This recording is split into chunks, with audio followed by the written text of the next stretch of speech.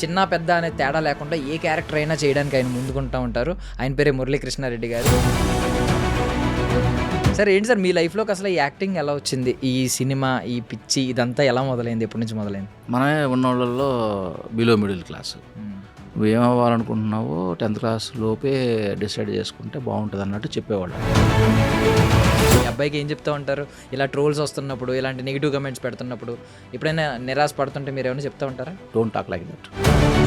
నువ్వు చేసుకున్నావా? చేసుకోలేదు కాబట్టి ఫ్రస్ట్రేషన్లో మాట్లాడుతున్నావు. చాలామంది ఏమనుకున్నారంటే ఈ పనికిమాలిన వీడియోలు వీటి వల్ల యూజ్ ఏంటి అని అనుకున్నారు. ఈ ఫీల్డ్లోకి రావాలి, ఎలా రావాలి, చదువుకోకపోతే డబ్బులు ఇవ్వరు. సో మీ ఓటమి పాఠాలు కూడా తన విజయానికి ఈరోజు మెట్లయినాయి. అది ఒక రకంగా అదృష్టం, వాళ్ళు యూజ్ చేసుకున్నారు. సో ఆల్మోస్ట్ తన డైలాగ్స్ కానీ తన స్క్రిప్ట్ కానీ మోస్ట్లీ తనే రాసుకుంటూ ఉంటాడు కదా సార్. సెకండ్స్లో ఒక విధంగా సంపాదిస్తున్నాడు. ఈ టైంలో తను ఖర్చు ఎలా పెడతా ఉంటాడు సార్? మరి వాడి యాటిట్యూడ్ ఒకటే ఉంటుంది. ఏదైనా సరే మొదలు పెట్టకపోతే అనుభవాలు ఎలా వస్తాయి డాడీ అంటాడు. ఈ గురించి నేను విన్నది ఏంటంటే చిన్న పెద్ద ఏది అని చూడరంట, ఏది వచ్చినా అవకాశం అనే భావిస్తారంట. ఏంటి ఆ యాటిట్యూడ్ వెనక కారణం ఏంటి? చెప్పేవి ఎంతవరకు నిజమో నాకు తెలియదు, కానీ నా హార్ట్ఫుల్ హార్డ్ వర్కింగ్ ఏంటంటే అసలు జీరో నుంచి వచ్చిన వాడిని. అసలు నాకు ఇక్కడ ఏమి తెలియదు. ఎప్పుడు కూడా అవతల వాళ్ళ వైపు నుంచి నువ్వు ఎప్పుడైతే ఆలోచించడం మొదలు పెడతావో వాళ్ళ కష్ట సుఖాలన్నీ మనకి అర్థమైపోతాయి. అప్పుడు హౌ టు డీల్ అనేది తెలుస్తుంది. సో రీసెంట్గా ఒక కేసు నడుస్తుంది సార్, ఒక మినిస్టర్ వాళ్ళ అబ్బాయి మీద ఒక కేసు నడుస్తుంది. ఇదే బండి సంజయ్ గారి చేతుల మీదుగా నేను బీజేపీ కండువ కప్పుకున్నాను ఒకప్పుడు. మళ్ళీ కాంగ్రెస్ వాళ్ళు ఏమంటున్నారు, అరే అంతా మనకు సంబంధించిన వాళ్ళు ఉన్నారు, నువ్వు అట్లా నువ్వు బీజేపీ అంట కదా అని చెప్పేసి వాళ్ళు పాయింట్అవుట్ చేశారు. Ladies and gentlemen, welcome to iDream media. నేను ప్రియదర్శన్. సో రైట్ నౌ నాతో పాటు ఒక యాక్టర్ ఉన్నారండి. సో మిడిల్ క్లాస్ ఫాదర్ అంటే పర్ఫెక్ట్ మ్యాచ్ అయిపోతారనమాట ఆయన. బికాజ్ ఆయన నార్మల్లీ ఒక మాట అంటూ ఉంటారు, ఒక కుటుంబంలో ఒక మగాడి జీవితం ఒక సక్సెస్ ఉంటుంది, దాంతోపాటు ఒక మగాడు ఎప్పుడు ఆనందంగా ఫీల్ అవుతాడంటే పుత్రుడు ఎప్పుడైతే ప్రయోజకుడు అయ్యాడో అప్పుడు తండ్రి చాలా హ్యాపీ ఫీల్ అవుతూ ఉంటాడు అనమాట. ఆయన 2 విధాల సక్సెస్. ఒక పక్క చిన్న పెద్ద అనే తేడా లేకుండా ఏ క్యారెక్టర్ అయినా చేయడానికి ఆయన ముందుకుంటూ ఉంటారు. ఆయన పేరే మురళీకృష్ణారెడ్డి గారు. ఫాదర్ ఆఫ్ దొరా Sai Teja. So basically son of అని చెప్పుకుంటూ ఉంటాం కదా, ఆయన ఫాదర్ ఆఫ్ దొరా సాయి తేజ అని చెప్పుకోవడానికి ఎక్కడ అసూయ పడట్లేదు. వాళ్ళ కొడుకు సక్సెస్ని కూడా ఆయన ఎంజాయ్ చేస్తున్నారు ఒక ఫాదర్గా. సో ఆయనతో ఈరోజు మాట్లాడదాం. Hi sir. హాయ్. నమస్తే సార్, బాగున్నారండి? సార్ ఫస్ట్ ఆఫ్ ఆల్ చాలామంది స్కిన్ రొటీన్లు ఇవి అడుగుతూ ఉంటారు కదా, మీరు అంటే మన సాయి తేజ ఎలాగో మంచి ఫెయిర్ ఉంటాడు, మీ నుంచే వచ్చింది కలర్ అని అర్థం అవుతుంది. ఏంటి మీరేమన్నా స్కిన్ రొటీన్ ఏమన్నా వాడుతూ ఉంటారా? ఏం లేదండి, మా ఇంట్లో మా మమ్మీ సైడ్ అటు వాళ్ళ మమ్మీ సైడ్ అందరూ వైట్గా ఉంటారు. సో జీన్స్ అలా అలా. సార్ ఏంటి సార్ మీ లైఫ్లోకి అసలు ఈ యాక్టింగ్ ఎలా వచ్చింది? ఈ సినిమా, ఈ పిచ్చి ఇదంతా ఎలా మొదలైంది? ఎప్పటి నుంచి మొదలైంది? ఎప్పుడు మొదలైందంటే స్కూల్లోనే మొదలైంది. అప్పుడు మన తోటి విద్యార్థులందరూ కూడా వాళ్ళు కొంచెం రిచ్ అనమాట. మనమే ఉన్నోళ్ళల్లో బిలో మిడిల్ క్లాస్. వాళ్ళందరూ ఏమవుతారా అని అంటే వాళ్ళందరూ ఇంజనీరింగ్ పిల్లలు, ఏఈ జేఈ అంటారనమాట. మా నాన్నగారు నాగార్జున సాగర్లో పబ్లిక్ వర్క్స్ డిపార్ట్మెంట్లో పనిచేసేవారు. క్వార్టర్స్లో ఉండేవాళ్ళం. వాళ్ళే పెద్దగా ఉండేవి క్వార్టర్స్. మాకేమో 4th క్లాస్ ఎంప్లాయ్ మా ఫాదరు. చిన్న క్వార్టర్స్లో ఉండేవాళ్ళం. అక్కడ ప్రతిరోజు డిఫరెన్సెస్ కనపడాయి. మనం వాళ్ళకి ఎలా రీచ్ అవ్వాలి ఏంటి అనే టైంలో ఇక అక్కడ ఉన్న వాళ్ళలో మనమే బాగుండేవాళ్ళం. First confidence, inspiration. అరే నువ్వు సోమరావు కంటే ఎక్కువ, నాగేశ్వరరావు కంటే తక్కువ, ఈ రకంగా కంపేర్ చేసేవాళ్ళు. మనం కూడా స్టైల్గా ఏదేదో చేస్తూ ఉండేవాళ్ళం. అట్లా మిషనరీ స్కూల్స్ అనమాట అవి. కల్చరల్ యాక్టివిటీస్ అంటే వాళ్ళు బాగా ఎంకరేజ్ చేసేవాళ్ళు. అరే నాన్న ఏదైనా ఒక బేసిక్ బేస్ అనేది ఇక్కడే ఏర్పడాలి, నువ్వేమవ్వాలనుకుంటున్నావో 10th క్లాస్ లోపే డిసైడ్ చేసుకుంటే బాగుంటుంది అన్నట్టు చెప్పేవాళ్ళు వాళ్ళు. అక్కడ ఉన్న వాళ్ళందరూ అప్పుడు బాగా ఎంసెట్ రాసేసి ఇంజనీర్ అయిపోయేవాళ్ళు దాని మీద ఉండేవాళ్ళు వాళ్ళు. మనకు ఆ క్లారిటీ ఉండేది కాదు. ఎంసెట్ రాస్తాము, ఇంజనీర్ అవుతాము, అది ఒకటే క్యారెక్టర్ కదా. ఇదే సినిమా ఫీల్డ్లో ఉంటే మనం అన్ని రకాల క్యారెక్టర్లు చేయొచ్చు కదా. ఏదో ఒక సపరేట్గా డివియేట్ అయిపోయాం. అక్కడున్న education system, discipline, time sense అవన్నీ కూడా అక్కడ మాకు బాగా గట్టిగా పడ్డాయి. ఆ పడడం ఎలా అంటే కల్చరల్ యాక్టివిటీస్ ఎవ్రీ 15 డేస్‌కి చేసేవాళ్ళం స్కూల్‌లో. చేసినప్పుడు ఏదో ఒకటి చేయాలి. ఏం చేయాలనే దాని మీద హనుమంతుడి వేషం వేసుకొనొచ్చా. హ్మ్. పాటకి అభినయం చేశా. హ్మ్. అనగానే మరుసటి రోజు నుంచి నిక్‌నేమ్ పెట్టి పిలిచారు. హ్మ్. "ఒరేయ్ ఏమన్నారు? హనుమంతరావా" అనేవాళ్ళు. ఆ! ఆ! ఇదేంటి దేవుడి వేషం వేసుకొని వస్తే నన్ను హనుమంతరావు అంటున్నారు వీళ్ళు. హ్మ్. ఇక మొదలైనయి అవమానాలు కూడా. హ్మ్. ఇది అవమానంగా తీసుకోవడం ఏంటి? మనం ఇంకా బెటర్‌మెంట్ చేయాలి. హ్మ్. అలా ఇంట్రెస్ట్ ఉన్న వాళ్ళందరిని నెమ్మదిగా అప్పుడే పోగేసేవాడిని. హ్మ్. ఏదో చిన్న స్కిట్‌లు అనుకునేవాళ్ళం. హ్మ్. నువ్వు ఇట్లా చెయ్యి, నువ్వు అట్లా చెయ్యి ఏదో అక్కడక్కడ అనేటప్పుడు నవ్వుతారు కదా! హ్మ్. సో, ఫీడ్‌బ్యాక్ అనేది పెరిగింది అప్పుడే. హ్మ్. అక్కడ మాకు ఒక సోషల్ టీచర్ ఉండేవాడు. అలెక్సస్ మాస్టర్ అని. హ్మ్. ఆయన మాకు చిన్నంగా జంధ్యాల గారి నాటికలన్నీ తీసుకొని హ్మ్. "అరేయ్! నువ్వు డాక్టర్‌గా బాగుంటావురా. హ్మ్. డాక్టర్ క్యారెక్టర్ చెయ్యి" అనేవాడు. 'గుండెలు మార్చబడును' నాటిక. హ్మ్. దాంట్లో డాక్టరు ఫుల్ లెంత్ క్యారెక్టర్. హ్మ్. ఏవో గుండెలేస్తా ఉంటాం, మారుస్తూ ఉంటాం. మార్చినప్పుడు ఆ జంతువులాగానే బిహేవ్ చేస్తుంటాడు వాడు. హ్మ్. నేను ట్రీట్మెంట్ చేయాలి. ఇది నాటిక క్లుప్తంగా. హ్మ్. అప్పుడే నాలో రాజేంద్ర ప్రసాద్ తర్వాత నేనే ఆయన తర్వాత అవ్వాలి అనేది కామెడీ అనేది లోపలొచ్చేసింది. హ్మ్. ఇంక అది ఎప్పుడైతే పడిపోయిందో హ్మ్. ఇంక అది తగ్గల. ఓకే. మళ్ళీ విజయవాడ లోయలా కాలేజీకి పంపించారు వాళ్ళే. హ్మ్. ఫస్ట్ క్లాస్ వచ్చిన స్టూడెంట్స్ అందరిని పంపించారు. అంత ఈజీ కాదు లోయలా కాలేజీలో సీట్ రావడం. హ్మ్. కేవలం లోయలా హై స్కూల్‌లో చదువుకున్నాం కాబట్టి లోయలా కాలేజీలో సీట్ ఇచ్చారు. అది కూడా స్పోర్ట్స్ కోటాలో వచ్చింది నాకు. మళ్ళీ చూడండి అక్కడ ట్విస్ట్. హ్మ్. వాళ్ళు అలా తయారు చేశారు మమ్మల్ని. తెలిసి తెలియకుండా మాలో ఉన్న స్కిల్స్ అన్నిటిని 10థ్ క్లాస్‌లోనే పట్టేశారు ఆళ్ళు. హ్మ్. గాడ్స్ గిఫ్ట్ ఏంటంటే నేను బాగా చక్కగా ఉండడం. హ్మ్. చాలా మందిలో కంటే కూడా క్యూట్‌గా ఉండడం. అది నాకు తెలుస్తూనే ఉంటది. హ్మ్. వాళ్ళు బాగా చూసుకునేవాళ్ళు. హ్మ్. Encouragement full support. అట్లా మొదలైంది. నైస్. నైస్. బట్ మీరు ఒక మాట అన్నారు. అప్పట్లోనే ట్రోల్స్ ఇవన్నీ ఉండేవి. ఇప్పుడు ఏదో అమ్మో! ఆన్‌లైన్‌లో అనుకుంటాం గాని మనం. అది ఇప్పుడు అవసరం అండి. హ్మ్. నీకు ఎప్పుడైతే విమర్శ అనేది ఉంటుందో నీ కెరియర్ అనేది కరెక్ట్‌గా సెట్ అవుతుంది. హ్మ్. సో, మీరు ఏం చెప్తా ఉంటారు సార్? ఇప్పుడు 'దొర సాయి తేజకి' మీ మీ మీ అబ్బాయికి ఏం చెప్తా ఉంటారు? ఇలా ట్రోల్స్ వస్తున్నప్పుడు, ఇలాంటి నెగెటివ్ కామెంట్స్ పెడుతున్నప్పుడు, ఎప్పుడైనా నిరాశ పడుతుంటే మీరేమైనా చెప్తా ఉంటారా? చెప్పడానికి వాడి స్టాండర్డ్ ఏంటంటే ఇప్పుడు హ్మ్. నేను ఒక్కోసారి నేను గూడా తెలియకుండా ఏ ఆడికి ఆ వేషం వచ్చిందంటే ఏవో రీజన్స్ ఉన్నాయిరా. అదేం పెద్ద ప్యూర్ టాలెంట్ కాదు. అది అని చెప్పేసి అనేవాడిని. Daddy please don't talk like that. అతను ఒక బ్రాండ్ క్రియేట్ చేసుకున్నాడు. నువ్వు చేసుకున్నావా? హ్మ్. చేసుకోలేదు కాబట్టి ఫ్రస్ట్రేషన్‌లో మాట్లాడుతున్నావు నువ్వు. డోంట్ క్రిటిసైజ్ దెమ్ ప్లీజ్ అనేవాడు వాడు. అబ్బా! హ్మ్. ఓరి నాయనోయ్! ఏ ఇంత తప్పుగా మాట్లాడుతున్నా నేననేది హ్మ్. ఇప్పుడు నేను గూడా ఆహ్, యూ ఆర్ వాడు లెర్నింగ్ ఫ్రమ్ ఆ! హిమ్. హ్మ్. గ్రేట్ సో, అసల. ఆ! ఇప్పుడు నేనింక వాడికి చెప్పడానికి ఏముంటుంది? వాడు అడిగితేనే చెప్తా. హ్మ్. అది గూడా నాకు తెలిసిన మేరకే చెప్తా. హ్మ్. ఫోర్స్ చేయను. హ్మ్. ఇంప్లిమెంట్ చేయను. బట్ మీరెప్పుడన్నా అనుకున్నారా సార్? అంటే ఇప్పుడు ఈ టిక్‌టాక్‌లో వచ్చినప్పుడు, ఇన్‌స్టాగ్రామ్ రీల్స్ చేస్తున్నప్పుడు, ఇది చాలామంది ఏమనుకున్నారంటే, ఈ పనికిమాలిన వీడియోలు వీటి వల్ల యూజ్ ఏంటి అని అనుకున్నారు. తర్వాత వాళ్ళందరూ ఈరోజు సూపర్ స్టార్‌లయ్యారు. చాలామంది సినిమాల్లోకొచ్చారు. చాలామంది అక్కడే ఎంటర్‌టైన్ చేస్తూ ఎంతోమంది ఫ్యాన్ బేస్‌ని సంపాదించుకున్నారు. లైక్ 'సాయి తేజ' లాగా. హ్మ్. సో, మీరెప్పుడైనా స్టార్టింగ్ డేస్‌లో అనుకుని ఎప్పుడైనా చెప్పారా? ఎందుకు ఈ వీడియోలు అవసరం లేదు ఆపేయి అని ఎప్పుడన్నా? నేనెప్పుడూ ఒకటే చెప్తాను. ఫస్ట్ బాగా చదువుకోండి. హ్మ్. మేము చదువుకోవడం వల్లనే రిలేటెడ్ కోర్సులు గాలివాటంగా హ్మ్. 10థ్ క్లాస్ వరకు తెలుగు మీడియం. ఇంటర్‌కొచ్చేటప్పటికి ఎంపీసీ. హ్మ్. డిగ్రీకొచ్చేటప్పటికి బీఏ మ్యాథమెటిక్స్. పీజీకొచ్చేటప్పటికి థియేటర్ ఆర్ట్స్. ఓకే. అసలు ఏమన్నా సంబంధం ఉందా? అదే. జాబు కోసం కాదు. హ్మ్. ఈ ఫీల్డ్‌లోకి రావాలి. ఎలా రావాలి? ఎలా రావాలి? హ్మ్. చదువుకోకపోతే డబ్బులివ్వరు. సో, మళ్ళీ మీరు ఆ పని చేయకండిరా బాబు. హ్మ్. మీరు రిలేటెడ్ కోర్సులు చేయండి. హ్మ్. దానిలో నుంచి ఎదగండి. అంతే చెప్పేవాడిని. ఫెయిల్ అయినా పర్వాలేదు. హ్మ్. 10 సార్లు రాయండి. మీకొక అనుభవం వస్తుంది. గోల్డ్ మెడలిస్ట్ ఒకసారే ఎళ్ళిపోతాడు బయటికి. హ్మ్. 10 సార్లు తప్పినోడు లెక్చరర్ అవుతాడు. హ్మ్. ఓ 10 మందిని 100 మందిని తయారు 100 చేస్తారు. మందిని తయారు చేస్తాడు. హ్మ్. సో, మీరు కూడా కంప్లీట్‌గా చిన్నప్పటి నుంచి దీంట్లో ఉండడం ముఖ్యం కాదు. హ్మ్. నేర్చుకోవడం ముఖ్యం. సో, మీ ఓటమి పాఠాలు కూడా తన విజయానికి ఈరోజు మెట్లయినియి. నాకు తెలీదది. హ్మ్. హ్మ్. ప్రతిదీ వాళ్ళు ఇన్‌స్పైర్ అయ్యారు. లేపోతే వాళ్ళు ఎన్విరాన్మెంట్‌ని యూజ్ చేసుకున్నారు. మరి మనం వాళ్ళకి ధైర్యాన్ని ఇచ్చి అన్ని విధాలుగా కాపాడుకుంటడం వల్ల వాళ్ళు ఎదిగారు. ఎవరి ఫోర్స్ వాళ్ళదే, ఎవరి కష్టం వాళ్ళదే. లక్కీగా ఏంటంటే మీడియా డెవలప్ అయింది.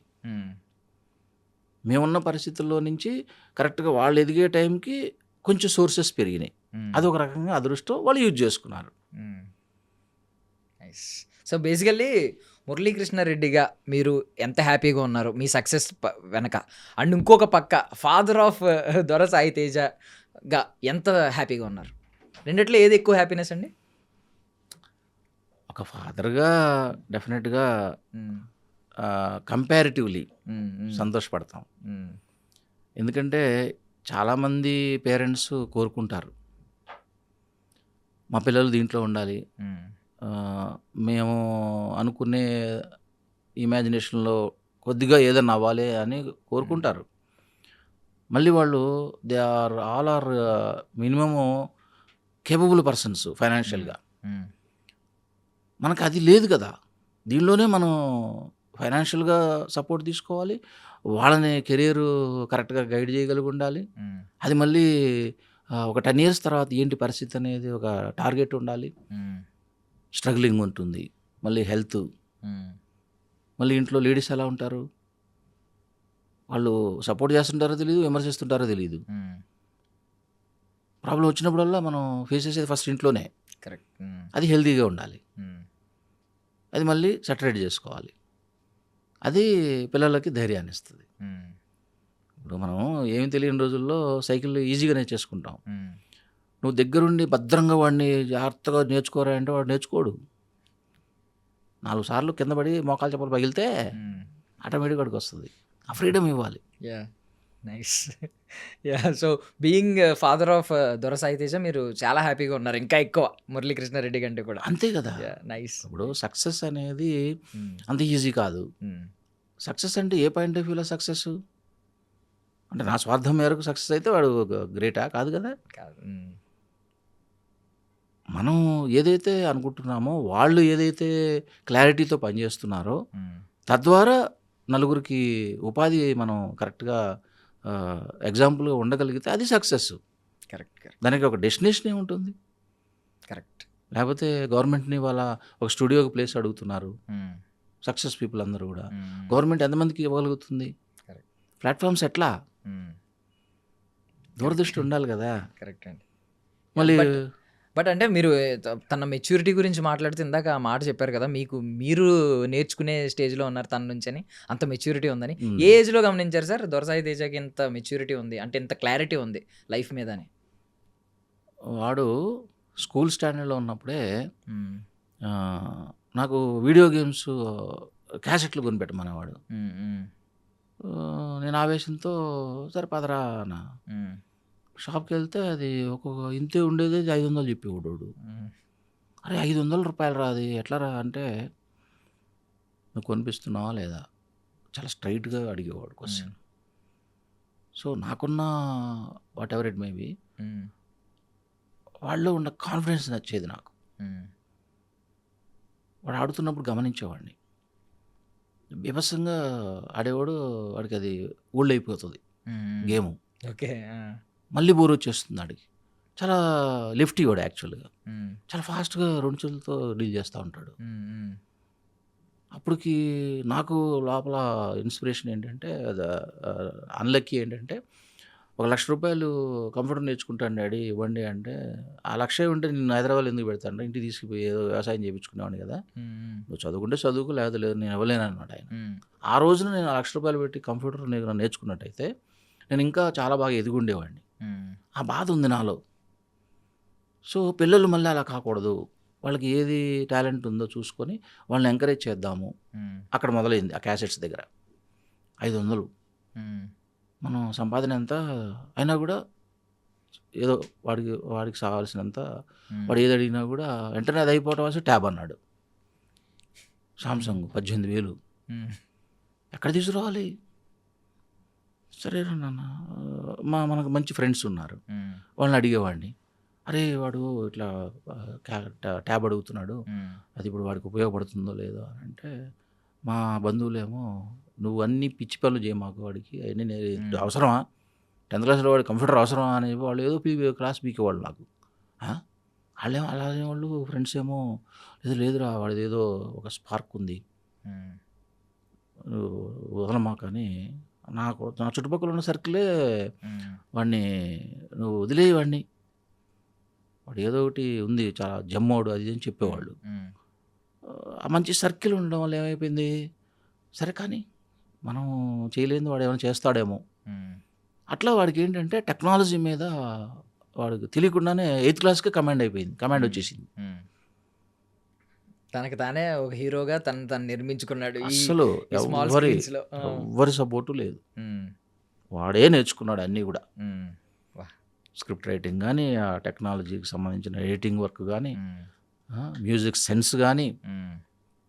సో ఆల్మోస్ట్ తన డైలాగ్స్ కానీ తన స్క్రిప్ట్ కానీ మోస్ట్లీ తనే రాసుకుంటూ ఉంటాడు కదా సార్. సెకండ్స్లో అసలు ఏముండదు, జస్ట్ కాన్సెప్ట్ అనుకుంటాడు.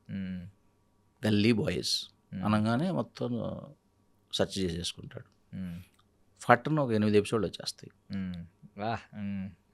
తెలియదు అసలు, తెల్లారేటప్పటికి రెడీగా ఉంటుంది మొత్తం. అప్పుడు వేస్తాడు గో ఫర్ షూటింగ్. ఎవరున్నారు సార్ మీ ఫ్యామిలీలో లెఫ్ట్ హ్యాండ్ యూజర్స్ ఇంత క్రియేటివ్గా ఉన్న వాళ్ళు ఎవరైనా ఉన్నారండి? నా తెలిసినంత వరకు ఎవరు లేరు. మా అత్తమామ సైడ్ లేరు, మా అమ్మ నాన్న లేరు. అది మరి ఎలా వచ్చిందో తెలియదు. స్టార్టింగ్ అంటే ఇప్పుడు పిల్లల్ని మీరు చెప్పిన డైలాగ్ చాలా మంది చెప్తూ ఉంటారు, పిల్లల్ని చెడగొట్టుకో, గారాబం చేసి చెడగొడుతున్నాం అని అంటూ ఉంటారు అందరూ. సో మిమ్మల్ని అలా అన్నా మీరు ఆ మాట వినలేదు. ఈరోజు దొర సాయి తేజ సక్సెస్కి మీరు కారణం అయ్యారు దానివల్లే, అలా వదిలేయడం వల్లే. బట్ మీరేం చెప్తారు బేసికలీ ఇలా చెప్పే వాళ్ళందరికీ ఏం చెప్తారు? గారాబం చేయొద్దని చెప్తారా, చేయమనే చెప్తారా, వాళ్ళ ఇష్టం వాళ్ళకి ఏదైనా కొనిమ్మని చెప్తారా? అంటే మనకు కొన్ని ఆశలు ఉంటాయి, మనం సాధించలేని అన్ని పిల్లల మీద రుద్దేస్తాం, వాళ్ళ మీద ఫోర్స్ చేస్తాం, వాడి మనసుని గ్రహించాం. దానికి సంబంధించి మనం పేపర్ చదువుతుంటాము, సినిమాలో క్యారెక్టర్లు చూస్తూ ఉంటాము, అక్కడ వరకే ఆగిపోతారు, మళ్ళీ ఇంటికి వచ్చి అదే పని చేస్తారు. మనం అలా చేయకుండా ఉండడానికి ఇది కొంచెం ఆశాజనకంగా ఉన్న ఫీల్డ్, రికగ్నైజ్డ్ ఫీల్డ్ కదా, మనకున్న అవగాహన ఉన్న ఫీల్డ్లో ఇది ఒకటి. దానివల్ల వాళ్ళకి అది ప్లస్ అయింది. ఓకే, అంటే బేసికలీ ఇది మీ నుంచి వచ్చిన పిచ్చి కదా సాయి తేజకి? రకంగా చెప్పాలంటే ఎన్విరాన్మెంట్. ఇప్పుడు వాళ్ళకి ఎక్కువ ఖాళీ టైంలో అసలు వాడు ఇంట్లో ఉండేవాడు కాదు.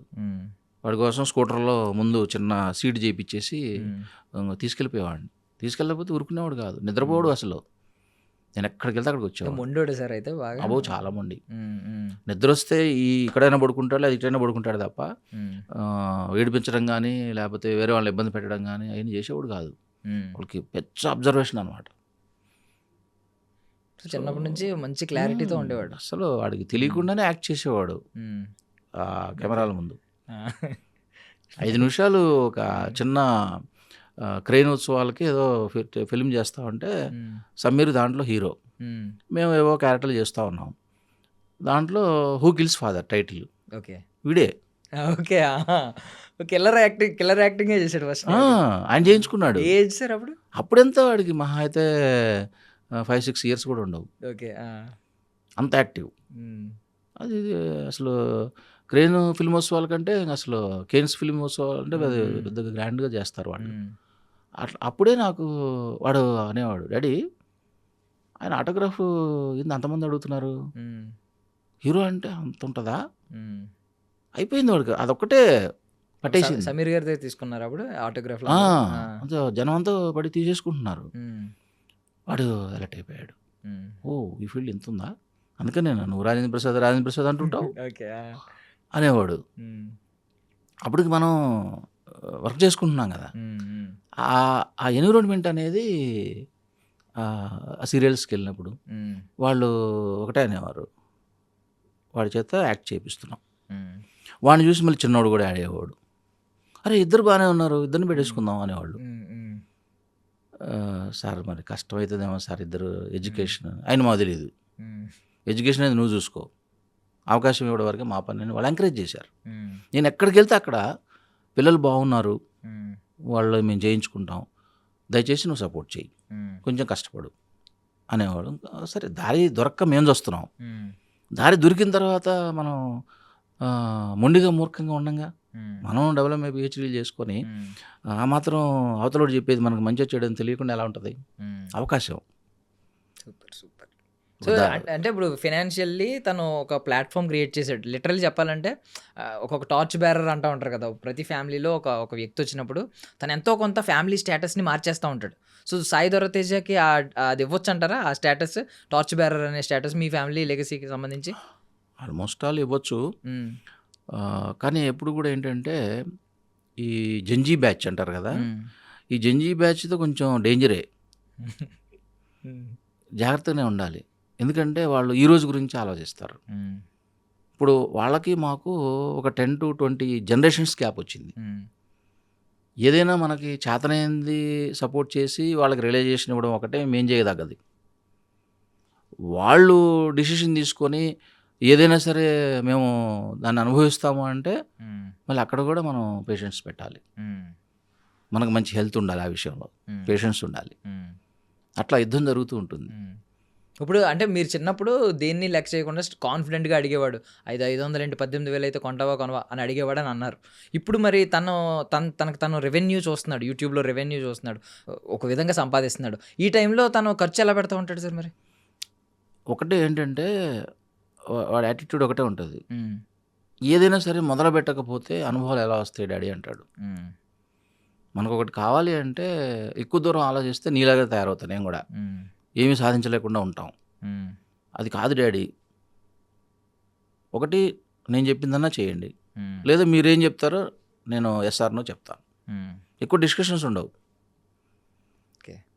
సో, అంటే బేసిక్‌గా మీరు పెద్ద అంటే ఫాదర్ రోల్ కంటే ఫ్రెండ్ రోల్ లాగే ఉన్నట్టున్నారు. అంతే ఎంత ఓపెన్‌గా, స్ట్రెయిట్‌గా మాట్లాడుతున్నాడంటే అది తప్పదు కదా! ఆ! ఇప్పుడు మనకంటే వాడు తెలివిగా ఉన్నాడు. హ్మ్. హ్మ్. మనకంటే కూడా నాలెడ్జ్ ఎక్కువుంది. హ్మ్. ఇక్కడ కావాల్సింది ఏంటి డెసిషన్ మేకింగ్. హ్మ్. ఇది చేయొచ్చా? చేయకూడదా? హ్మ్. చేస్తే నా తరపు నుంచి నా అనుభవాలేంటి? హ్మ్. అక్కడ వాడు కోడ్ చేసుకుంటాడు. క్రోడీకరించుకుంటాడు. హ్మ్. సో, నేను చేయొచ్చనమాట అని చెప్పేసి ధైర్యంగా వెళ్ళిపోతాడు. ఇప్పుడు మీ జనరేషన్ అంతా చూసుకుంటే sir savings first priority savings అంటారు. రూపాయి వస్తే పావలా అన్నా సేవ్ చేయి అని అంటూ ఉంటారు. 10 పైసలన్నా సేవ్ చేయి అనేది మీ మీ సిద్ధాంతం. ఇప్పుడున్న జెన్‌జీకి మీరు అన్నట్టు వాళ్ళు రూపాయి కూడా ఇన్వెస్ట్ చేయట్లేదు. సేవ్ చేయట్లేదు. ఇన్వెస్ట్ చేస్తున్నారు సంథింగ్. ఇంకోటి కొందాం, ఇంకోటి కొందాం. ఇప్పుడు చాలామంది ఏంటంటే 10 ఇంతకుముందు మనం ల్యాండ్ కొని పక్కన పెట్టడం. ఇది కూడా బిజినెస్ అయిపోయింది. హ్మ్. అలా కాకుండా ఇప్పుడు ఏంటంటే బంగారం కొని పక్కన పెట్టడం. ఇది కూడా మారిపోయి అవసరమైతే 10 కార్లు కొని ట్రావెల్స్ పెట్టడం. లేదంటే ఒక ప్లాట్ కొని దాని తర్వాత కన్‌స్ట్రక్షన్ చేయడం. ఇలా అయిపోయింది. మీరేమంటారు ఈ ఆలోచన గురించి? జెన్‌జీ ఆలోచన గురించి? నేనేమంటానంటే హ్మ్. మనం అవసరాలకు మించి ఎప్పుడైతే డబ్బు వస్తుందో, చట్టాన్ని అతిక్రమించి సంపాదించాలనుకుంటామో, అక్రమంగా ఎట్లాగైనా రిచ్ అయిపోవాలనుకుంటామో, అప్పుడు వచ్చే ప్రాబ్లమ్స్ వేరు. హ్మ్.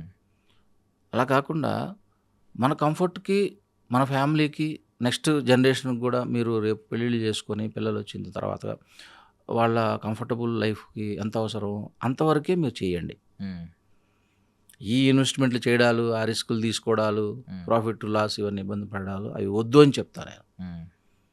నైస్. నైస్. అండ్ ఫాదర్‌గా రోల్ పక్కన పెట్టి నార్మల్లీ మురళీకృష్ణారెడ్డి గారి గురించి ఒక క్వెషన్ అడుగుతున్నాను. మీ గురించి నేను విన్నదేంటంటే చిన్న, పెద్ద ఏది అని చూడరంట.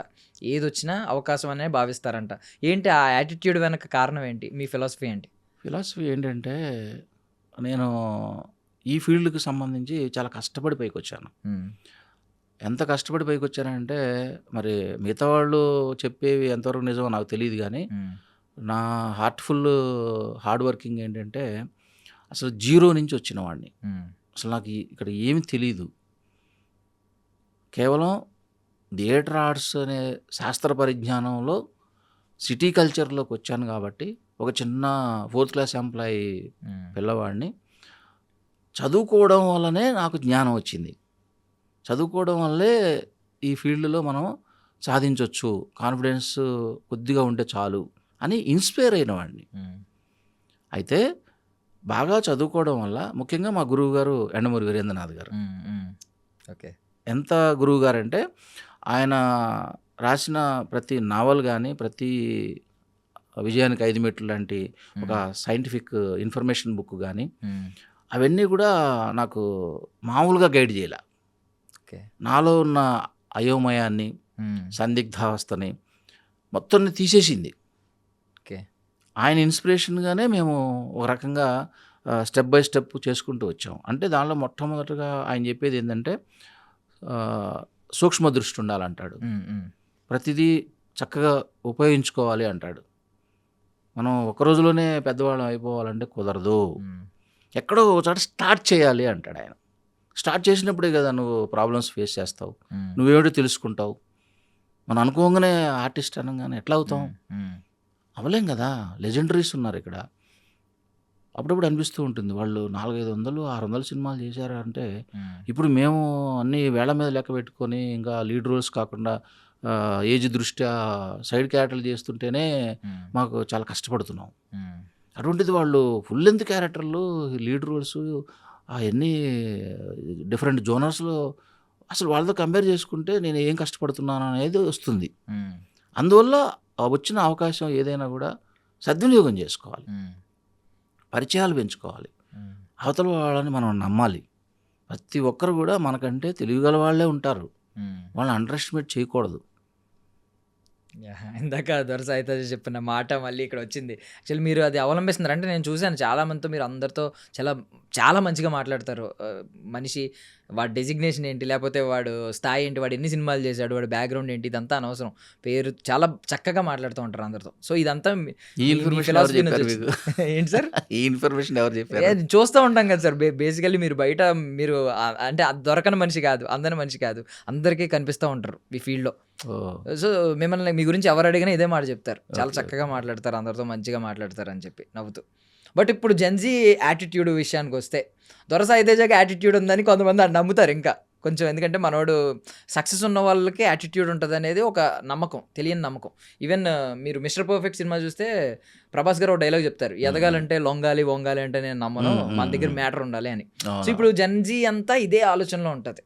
మీరేంటంటే విలువలు, ఎదుటి మనిషిని తక్కువ చేయొద్దు, విలువలు, అందరితో మంచిగా ఉండాలి అనేది మీ సిద్ధాంతాలు. ఈ రెండిట్లకి కంపేర్ చేస్తే మీరు ఏం చెప్తారు ఇప్పుడున్న జెన్జీ ఆలోచన గురించి? నేను చెప్పేది ఎప్పుడు ఒకటే, తల్లిదండ్రులని మనం ఎప్పుడు కూడా వాళ్ళు ఇచ్చే అవకాశాలను ఏది కూడా అండర్ ఎస్టిమేట్ చేయకూడదు.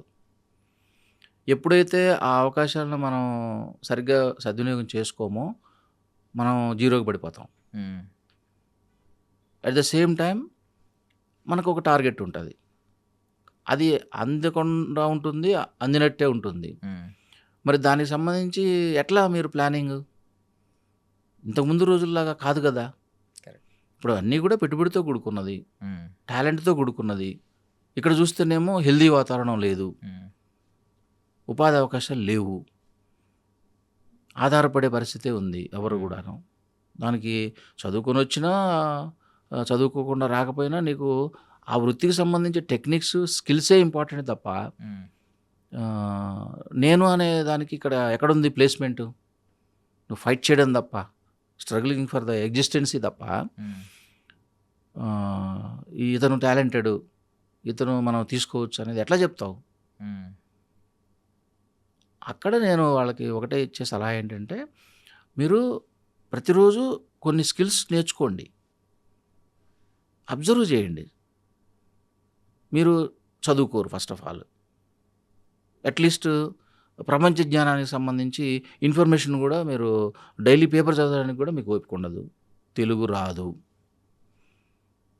మరి ఎక్కడి నుంచి గ్యాదర్ చేస్తారు మీరు? ప్రపంచం అంతా కూడా ఒక అవగాహనలో మీరు పెట్టుకోకపోతే ఎక్కడ ఏం జరుగుతుందనేది. పల్లెటూరులోకి వెళ్ళి రచ్చబండ దగ్గర కూర్చుంటే ఏమీ తెలియనోడు మాట్లాడుతున్నాడు ట్రంప్ గురించి. వాడికి ప్లేస్మెంట్ ఉంది, అవగాహన ఉంది, న్యూస్ పేపర్ వస్తుంది, సెల్ ఫోను హ్యాపీగా డేటా ఫ్రీ ఉంది, వాడు చూస్తున్నాడు, చాలా తెలివిగా మాట్లాడుతుంటాడు వాడు. కానీ వాడికి ప్లాట్ఫామ్ ఉండదు పాపం. మనకి ఇక్కడ చదువు ఉంటుంది, ప్లాట్ఫామ్ ఉంటుంది, టైం ఉండదు, బ్రెయిన్లో చిప్స్ నిండిపోతాయి.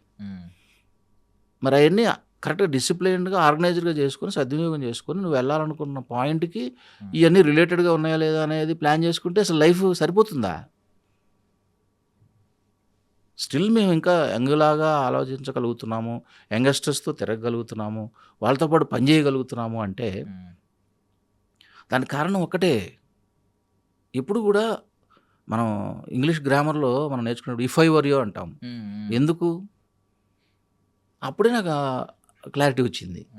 ఎప్పుడు కూడా అవతల వాళ్ళ వైపు నుంచి నువ్వు ఎప్పుడైతే ఆలోచించడం మొదలు పెడతావో వాళ్ళ కష్ట సుఖాలన్నీ మనకి అర్థమైపోతాయి. అప్పుడు హౌ టు డీల్ అనేది తెలుస్తుంది. అసలు వాడికి ఏం కావాలో తెలియకుండా పాపం వాడికి ఏ సపోర్ట్ చేయకుండా పొద్దుస్తమాను నీకేం కావాలనే దాని మీదనే నువ్వు అంటే మరి వాడు కూడా అదే ఆలోచిస్తాడు మరి. నీ మీద ఎందుకు సానుభూతి చూపించాలి, నీకు ఎందుకు సపోర్ట్ చేయాలి అంటే అవకాశం విలువ మనం గుర్తించట్లేదు. సింపుల్గా ఏం చెప్పేస్తాం, మర్చిపోయాను రా అన్నాం. మర్చిపోవడం కాదు, అది ఇంపార్టెన్స్ ఇవ్వకపోవడం. మళ్ళీ అక్కడ ఎండమూరి గారి థియరీయే నాకు పనిచేస్తుంది, సైన్సే పనిచేస్తుంది. కొన్ని లక్షలు మిలియన్లు న్యూరాన్స్ మనకి సపోర్ట్ చేస్తాయట. మర్చిపోవడం అనేది జరగదట ఏ ఏజ్లో కూడా. మర్చిపోయాము అనే మాట అబద్ధం అట. అట్లా నాకేంటంటే చాలా వాల్యుబుల్ వర్డ్స్, చాలా పెద్దవాళ్ళ బుక్స్ నాకు అవి గుర్తుండిపోతాయి నాకు తెలియకుండానే. అలాగే మరి ఇప్పుడు మనం మా పిల్లల వల్లనో లేకపోతే వృత్తిపరంగానో డిఫరెంట్ ఏజ్ గ్రూపులతో పనిచేస్తున్నప్పుడు వాళ్ళ సైకాలజీ నాకు సర్రన వచ్చేస్తుంది. అసలు చక్కన రోబోలాగా గ్రాస్ప్ అయిపోతుంది. ఆడెక్కడున్నాడు, ఏం ఆలోచిస్తున్నాడు. నైస్. ఇప్పుడు యాక్చువల్లీ మీరు యండమూరి గారి బుక్లో ఉంటుంది, సూక్ష్మ ఆలోచన ఉండాలి, ఏదైనా మొదలు పెట్టాలి, మొదలు పెట్టకపోతే ఎలా తెలుస్తుంది అన్నట్టు మాట్లాడారు. ఇదే డైలాగ్ ఇందాక సాయితేజ కూడా చెప్పినట్టు చెప్పారు, ఏదైనా స్టార్ట్ చేయాలి డాడీ, స్టార్ట్ చేయకపోతే ఎలా తెలుస్తుంది, అనుభవం ఎలా వస్తుంది అని చెప్పి. సో నాలెడ్జ్ ఇప్పుడు జెన్జీకి ఉన్న నాలెడ్జ్ అసలు ఒక రేంజ్లో ఉందన్నమాట. ఐ మీన్ ఈ బుక్స్ నాలెడ్జ్ అంతా ఎలా వచ్చిందో తెలియదు కానీ జెన్జీకి మంచి క్లారిటీ ఉంది, నాలెడ్జ్ ఉంది. వాళ్ళది లోపం ఒక్కటే, వాళ్ళు చదవరు, ఏ పుస్తకాలు కూడా చదవట్లేదు. చదవకపోతే ఓన్లీ విజువల్ ఎఫెక్ట్ స్ట్రాంగ్గానే ఉంటుంది, అందువల్ల వాళ్ళు కొద్దిగా గొప్ప ఇప్పుడు నెట్టగలుగుతున్నారు. కానీ బేసిక్స్ మిస్ అవుతారు, బేస్ ఉండదు. ఇప్పుడు మేము శాస్త్రం చదువుకొని యాక్టింగ్కి వచ్చాం కాబట్టి ఇప్పుడు మాకు థియరీ ప్రాక్టికల్ రెండు స్ట్రాంగ్ ఉంటుంది. ఇప్పుడు ఎంత పెద్ద ఆర్టిస్ట్ అయినా సరే కాంబినేషన్లో మాకు చాలా ఈజీ నటించడం, ఎందుకంటే మాకు క్యారెక్టరైజేషన్ ఇంపార్టెంట్. అక్కడ మురళీకృష్ణారెడ్డి కనపడకూడదు, క్యారెక్టర్ కనపడాలి. అది మాకు థియరీ. ఈ డ్రామాల ఎక్స్పీరియన్స్, మీడియా అడాప్టేషన్. అవకాశం ఏముంది, ఎవరో ఒకరు ఇస్తారు మనకి. కానీ అవకాశం ఇచ్చినప్పుడు నువ్వు ప్రూవ్ చేసుకోవడం కష్టం అవుతుంది. ఒక 4 లైన్లు డైలాగ్ చెప్పడం అంటే ఒక పెద్ద ఆర్టిస్ట్ కాంబినేషన్లో వణుకు పుట్టిస్తారు.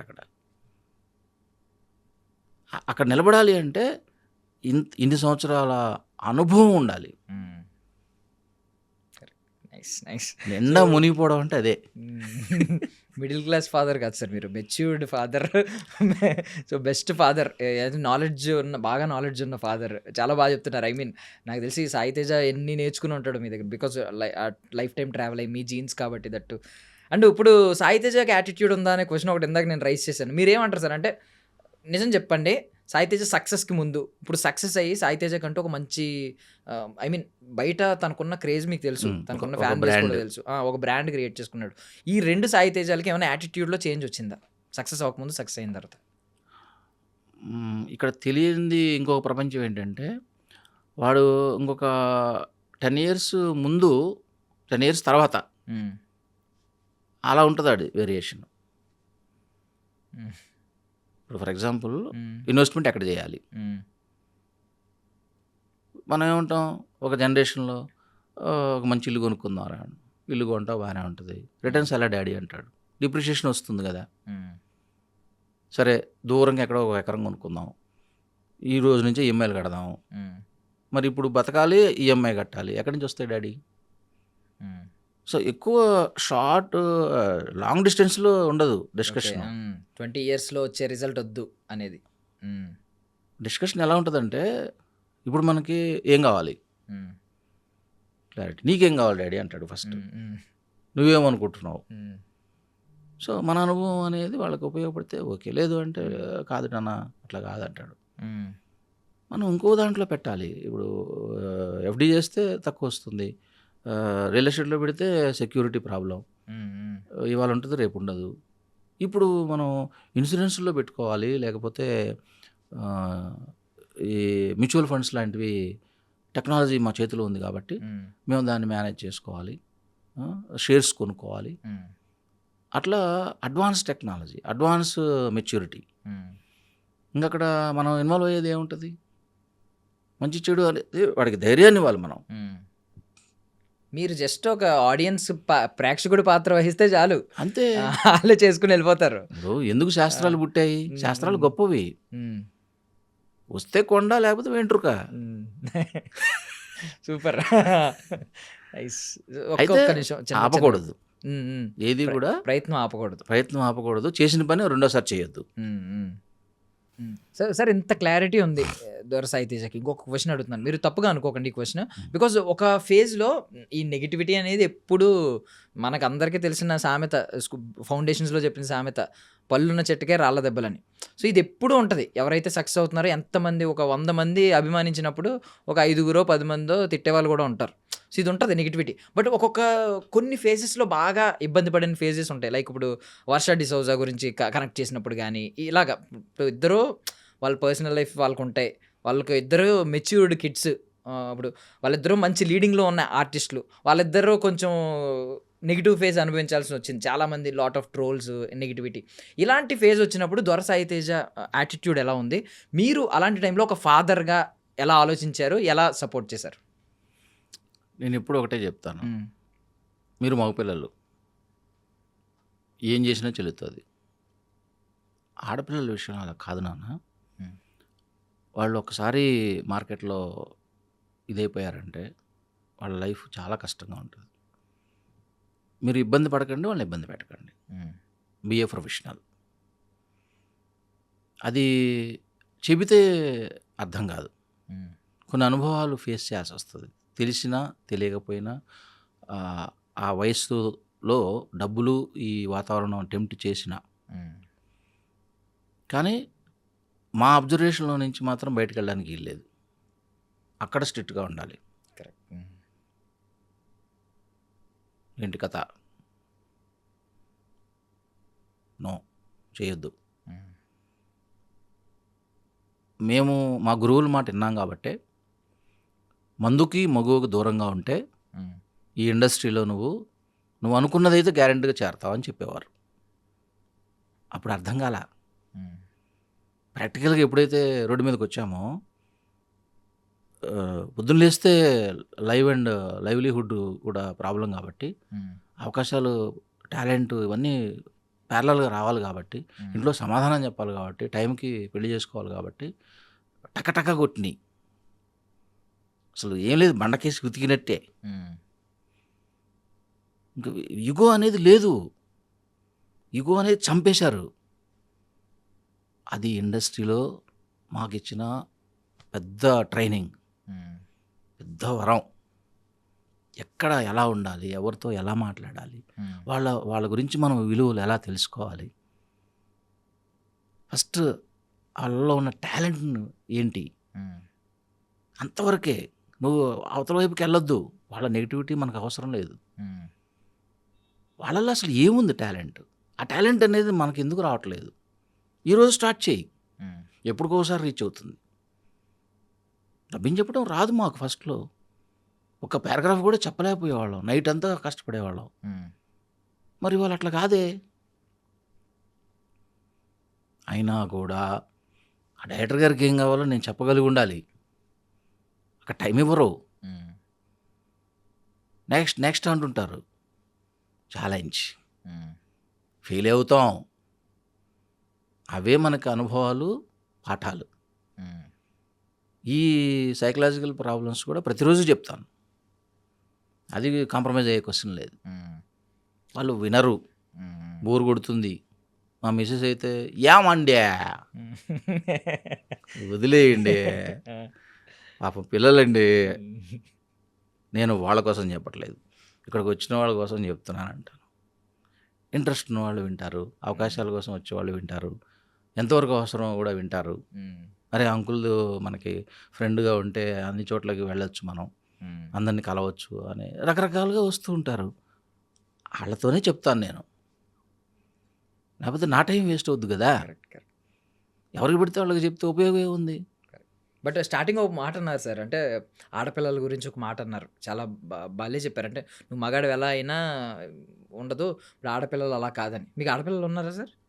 ఆడపిల్లలు లేరు. అది బట్ వాళ్ళ సైడ్ తీసుకొని మాట్లాడారు చూడండి అసల లిటరల్లీ. అంటే నాకు చెల్లెళ్ళు ఉన్నారు. హ్మ్. మా హ్మ్. మా మమ్మీ వాళ్ళు ముగ్గురు. హ్మ్. మా పెద్దమ్మకి మళ్ళీ ముగ్గురు ఆడపిల్లలు. ఉమ్, మళ్ళీ మా మమ్మీకి నేను, మా సిస్టరు. ఉమ్, మళ్ళీ మూడో ఆమెకి అసలు ఎవరు లేరు, పిల్లలే లేరు. నన్ను పెంచుకుంది. ఉమ్, ముగ్గురు పెద్దమ్మల మధ్యలో, ముగ్గురు పెద్ద మనుషుల ఉమ్, సమక్షంలో అల్లారు ముద్దుగా పెరిగా. ఉమ్, మళ్ళీ చూస్తే మళ్ళీ చెల్లెళ్ళు అందరూ. ఓకే. సో ఎట్లా ఉంటుంది, అన్నయ్య అన్నయ్య అన్నయ్య అనే పిలుపు ఎలా ఉంటుంది? వాళ్ళు పడ్డ కష్టాలు మళ్ళీ వాళ్ళు నాకు చెప్పుకున్నప్పుడు నేను రియాక్ట్ అయిన పద్ధతి సినిమా హీరోలాగా. నా చెల్లెలను ప్రొటెక్ట్ చేస్తూ ఉండేవారు చిన్నప్పుడే. ఆ, హిట్లర్ సినిమా. లేపేసేవాళ్ళం ఆ, గ్యాంగ్. ఆ, విజయవాడ లోయల కాలేజ్ అంటే ఎలా ఉంటుంది? ఆ, అప్పుడే వచ్చేసింది మాకు ఆ యాటిట్యూడ్, ఆ గ్రాస్పింగ్, ఎక్కడ మనం అంగబలం అర్ధబలం ఎలా ఉండాలి. ఉమ్, మళ్ళీ హైదరాబాద్ రాగానే మళ్ళీ రెడ్డి హాస్టల్. ఉమ్, అలా అంటే 200 మంది వచ్చేస్తారు మా హాస్టల్లో ఓకే. అప్పటికి ఇప్పటికి కూడా. సో హిట్లర్ సినిమాలో చిరంజీవి గారి పాత్రే, చుట్టూ తప్పదు, చెల్లెళ్ళు మీరు. తప్పదు. ఒక ఒక ఒక స్టాండ్ మనం తీసుకునేటప్పుడు ఉమ్, అన్ని దృష్టిలో పెట్టుకోవాలి. మళ్ళీ ఇక్కడ ఎండమూరుగా తీరి ఉమ్. ప్రతి దానికి ఒక ప్లానింగ్ ఉండాలి, ఒక స్ట్రక్చర్ ఉండాలి. ఆయన ఇంపాక్ట్ గట్టిగానే ఉన్నట్టుంది కదా సార్ మీ మీ లైఫ్ మామూలుగా లేదు. మహానుభావుడు. ఆయన ఎక్కడ పోయినా కూడా నేను తెలియకుండానే తెలిసైనా ఆయన ఎదురుగా అయినా నమస్కారమే చెప్తా మనస్ఫూర్తిగా. బట్ బేసికల్లీ అంటూ ఉంటారు కదా ప్రతి ఒక్కరి లైఫ్లో ఒక గురువు అవసరం. బట్ ఫాదర్ మాటలు కరెక్ట్గా విని అర్థం చేసుకోగలిగితే ఫాదరే పెద్ద గురువు అవుతాడు.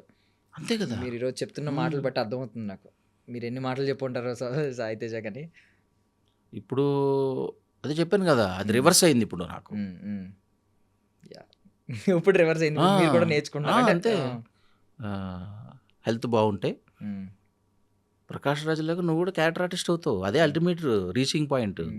హెల్త్ చూసుకో డాడీ అంటాడు. మరి దానికి పూరి జగన్నాథ్ గారు హీరో ఉంటాడు కదా, అలా మాట్లాడుతున్నాడు ఏంటండి మీ వాడు డైరెక్ట్.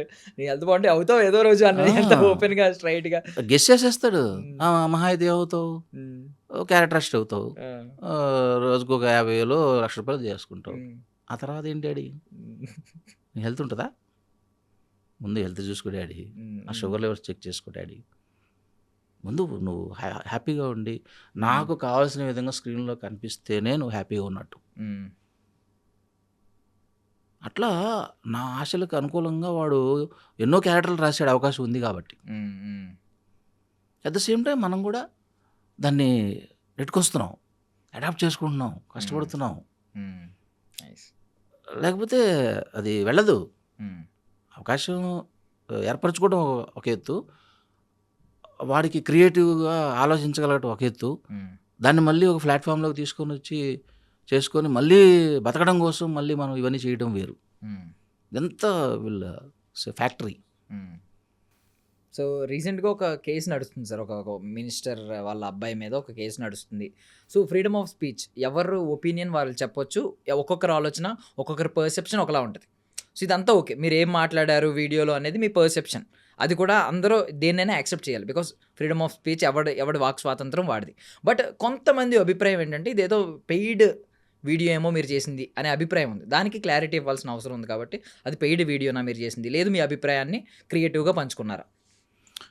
ఇప్పుడు దగ్గరగా ఒక 200-300 వీడియోస్ ప్రతి టాపిక్ మీద వెళ్తుంటాయి. అది యాక్చువల్గా యాదృచ్ఛికంగా చేసిందే, అందరితో పాటు మేము చేసాం, బాగా లేటుగా కూడా చేసాం మేము. పెద్దగా దాంట్లో పెద్దగా ఏం చెప్పడానికి కూడా, విమర్శించడానికి కూడా ఏముందని. కాకపోతే ఏంటంటే పెద్దవాళ్ళని విమర్శిస్తే మనకు ఒక గుర్తింపు వస్తుంది, ఒక చిన్న ఇన్నోసెన్స్. నువ్వు అలా ఇన్ని రోజులు పెద్దవాళ్ళని విమర్శిస్తూ కూర్చొని పెద్దవాడు అవుతావు ఒకటి. రెండోది, అది ఆల్రెడీ అందరికీ తెలిసిన విషయం. అది ఇప్పుడు న్యూస్లో వస్తుంది, మరి వాళ్ళని అడగలేదు నువ్వు. న్యూస్ పేపర్స్లో వస్తుంది, ప్రతిరోజు వస్తుంది, అప్డేట్ వస్తుంది, నువ్వు ఫాలో చేస్తున్నావా?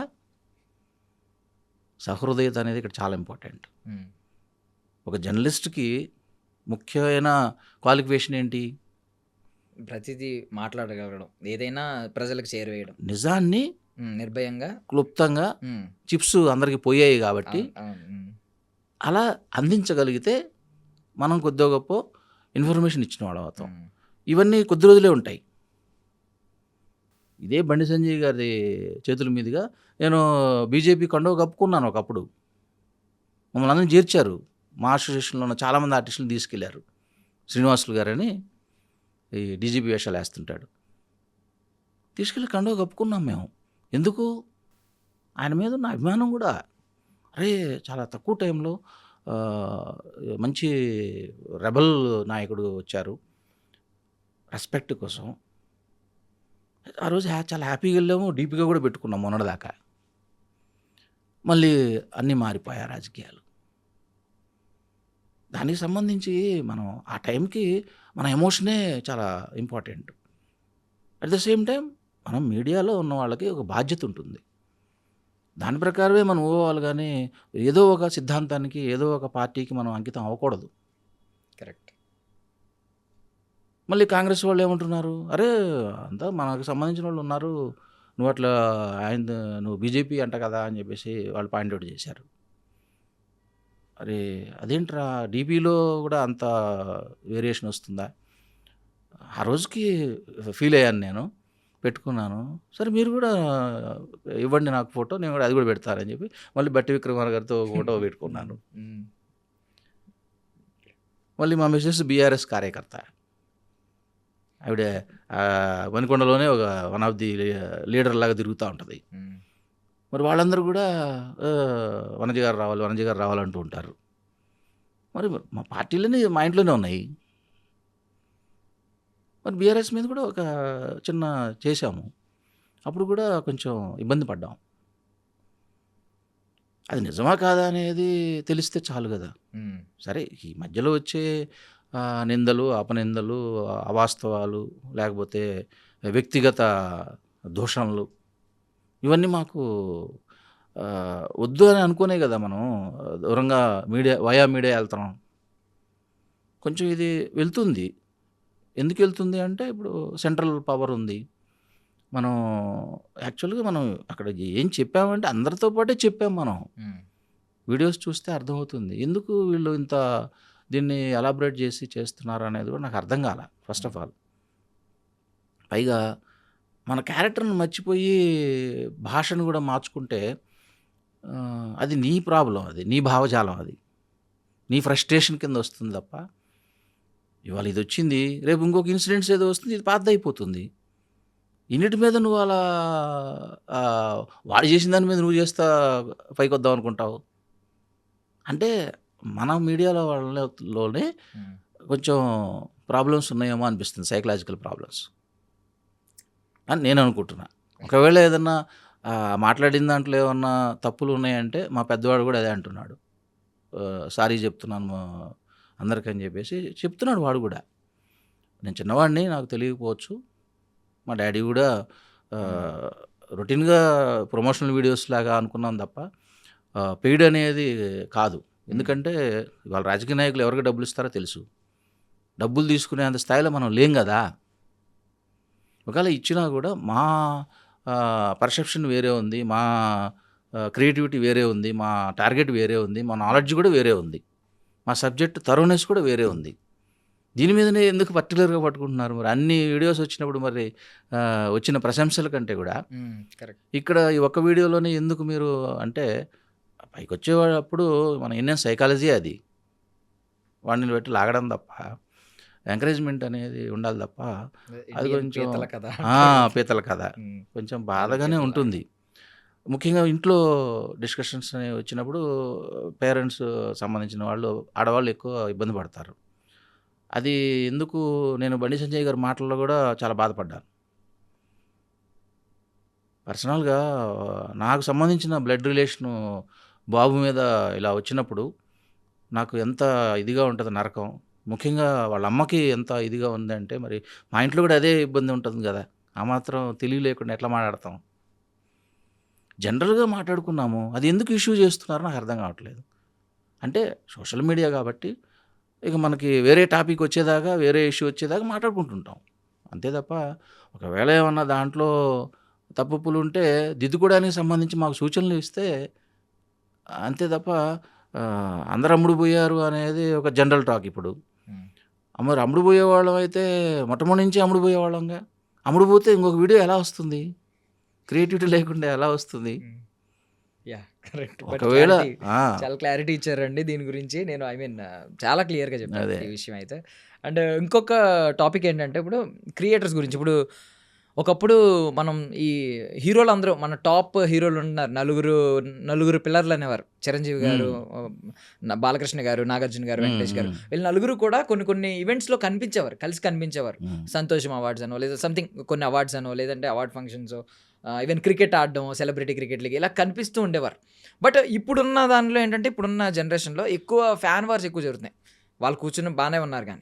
క్రియేటర్స్ వరల్డ్ ఎలా ఉంటదనేది నేను తెలుసుకోవాలనుకుంటున్నాను. క్రియేటర్స్ కాంపిటీషన్ ఎలా ఉంటది? అందరూ కూడా బయట క్రియేటర్స్ సమ్మిట్స్ ఉంటూ ఉంటాయి.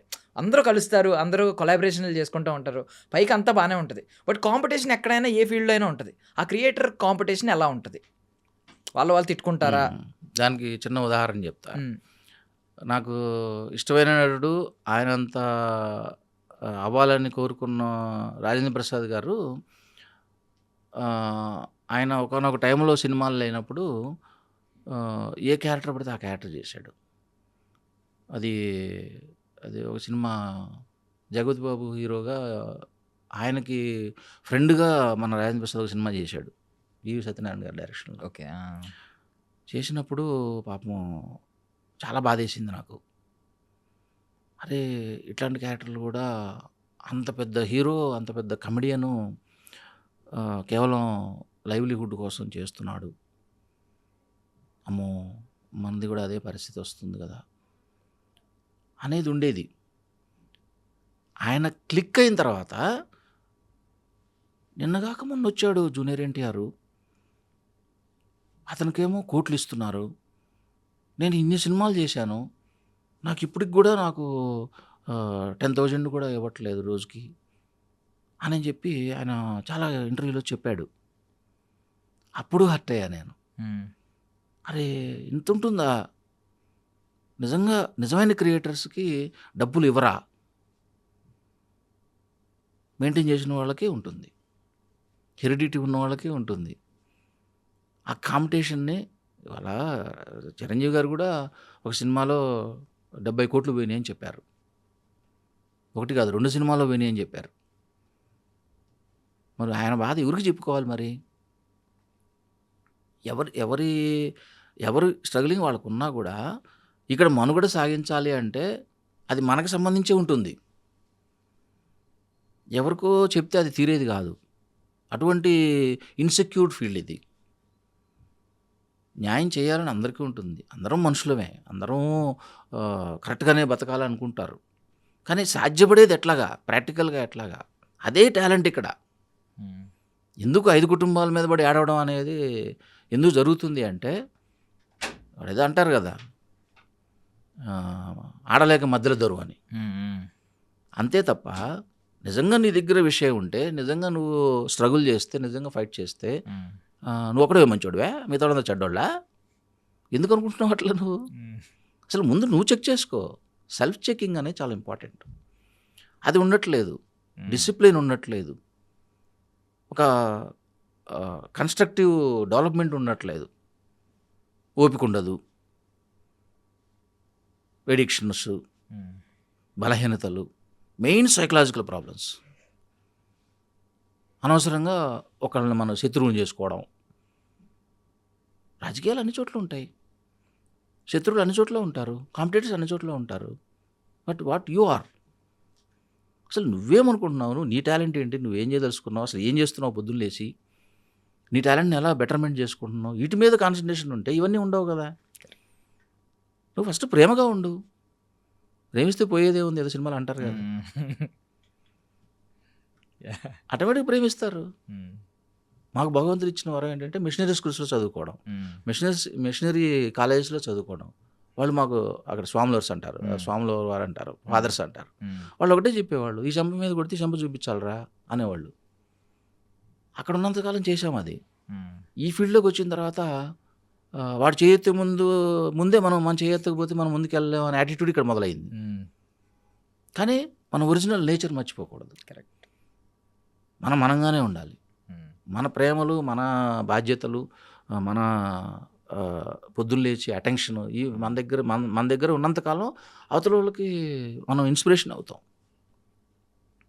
సూపర్. ఇది మురళీకృష్ణ గారి మాటల కంటే కూడా మిడిల్ క్లాస్ ఫాదర్ మాటల్లాగా ఉన్నాయి. ప్రతి సన్ను నేర్చుకోవాల్సిన మాటలు ఈ మొత్తం ఈ ఎంటైర్ వీడియోలో సార్ మీరు చాలా విషయాలు జెన్‌జీకి చెప్పారు అసల. జెన్‌జీకి నిజంగా మీరు మిడిల్ క్లాస్ ఫాదర్ జెన్‌జీ అంతటికి. ఇప్పుడు మా పిల్లలు ఏమంటారంటే, డాడీ మన పర్సనల్ విషయాలన్నీ బయటకెళ్ళిపోతున్నాయి. ఇది కరెక్ట్ కాదు డాడీ. వద్దు డాడీ ప్లీజ్ ఇంటర్వ్యూలు ఇంటర్వ్యూలు చేయొద్దు. వద్దా? వద్దు డాడీ అంటుంటారు వాళ్ళు. అంటే నేనేమంటానంటే, నాన్న ఒకటి సాధించడం వేరు, సాధించిన దాన్ని పండగ చేసుకోవడం వేరు. కరెక్ట్. ఇవాళ అడ్వర్టైజ్మెంట్‌కే ఎందుకు ఖర్చు పెడుతున్నాం మనం ఒక సినిమా?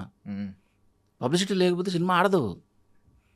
అలాగే మన గురించి మనం చెప్పుకోకపోతే ఎలా తెలుస్తుంది స్ట్రగలింగ్? కోట్లు ఖర్చు పెడుతున్నారు అక్కడ.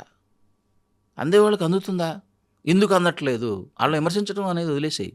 మనం ఏం చేస్తున్నాం దానికి సంబంధించి? మనం సంబంధించింది ఏదో చేద్దాం. అది ఆలోచించు. నలుగురికి అన్నం పెట్టగలుగుతావు. మనం కూడా తృప్తిగా ఉంటాం. మనకు కూడా పని ఉంటుంది. పని ముఖ్యం. డబ్బు అనేది పనిని బట్టి వచ్చేస్తూ ఉంటుంది. ఎప్పుడైతే మనకి ideal brains are the devils workshops అన్నట్టు, మనం ఎప్పుడైతే ఖాళీగా ఉంటామో అన్ని పిచ్చి పిచ్చి ఆలోచనలు వస్తాయి. పిచ్చి పిచ్చి ఫ్రెండ్స్ అందరూ వస్తారు. అదే నువ్వు ఏదో ఒక పని చేయి, అది ఫెయిల్ అవుతుంది, అది వేరే విషయం, కానీ అనుభవం వస్తుందిగా. Correct. Thank you sir. Thank you. Actually మేము పిలిచినప్పుడు మీరు కాదనుకుండా వచ్చారు సార్. అది లిటరల్లీ మేము థ్యాంక్ యూ చెప్పాలి. అయ్యో చాలామంది ఇంటర్వ్యూలు మీరు అన్నట్టు మీ అబ్బాయి అన్నట్టు చాలామందికి ఉంది ఇదే ఆలోచన. ఎందుకు పర్సనల్ విషయాలు బయట షేర్ చేసుకోవడం అనే ఆలోచన. బట్ మీరు ఈరోజు మాట్లాడాలనుకున్నారు. ఏది అడిగినా కూడా నవ్వుతూ చాలా క్లియర్గా మాట్లాడారు. చాలా డౌట్స్ క్లారిఫై చేశారు. చాలామంది నెగిటివ్ కమెంట్స్ చేసే వాళ్ళకి కానీ తెలియకుండా ముందే కమెంట్స్ త్వరపడి తొందరపడి ఒక కోయిలు ముందే కూసింది అన్నట్టు ఇలా కోసే వాళ్ళందరికీ రియాలిటీ ఏంటనేది చాలా క్లియర్గా చెప్పారు, క్లుప్తంగా చెప్పారు. Thank you so much. మీ విలువైన సమయాన్ని ఇచ్చారు సార్. అసలు మీ లైఫ్ టైం అచీవ్మెంట్ అంటే ఏం డ్రీమ్ ఏంటి సార్? మీ లైఫ్ టైం డ్రీమ్? చెప్పాను కదా, ఒక మంచి నటుడు అనిపించుకోవడం. ముఖ్యంగా రాజేంద్ర ప్రసాద్ గారి తర్వాత నేనే అవ్వాలనుకుని వచ్చాను ఇండస్ట్రీలో. ఒక మంచి కామెడీ హీరో కావాలని వచ్చాను. అట్లీస్ట్ క్యారెక్టర్ ఆర్టిస్ట్ అని అవ్వగలిగాను కదా. అవకాశం ఏముంది, ఎవరొకరు ఇస్తారు, రేపు ఇస్తున్నారు కూడాను, గౌరవిస్తున్నారు ముందు. అది నేను ఐఎమ్ ఫీలింగ్ వెరీ హ్యాపీ. నన్నుగా వాళ్ళు ఎవరు కూడా డిగ్రేడ్ చేయట్లేదు. వాళ్ళు కూడా వాళ్ళకి తోచిన దాంట్లో ఉన్న దాంట్లో చాలా రెస్పెక్టబుల్గా పిలుస్తున్నారు, చక్కగా తృణమోపణం ఇస్తున్నారు. నేను ఇంకా దాని గురించి కూడా ఎక్కువ ఆలోచించను. ఎందుకంటే మళ్ళీ రజనీకాంత్ గారి డైలాగే, మనకి ఏది దక్కాలో అది డెఫినెట్గా దక్కుతుంది. నువ్వు ఫైట్ చేసినంత మాత్రం ఏది రాదు. Super super.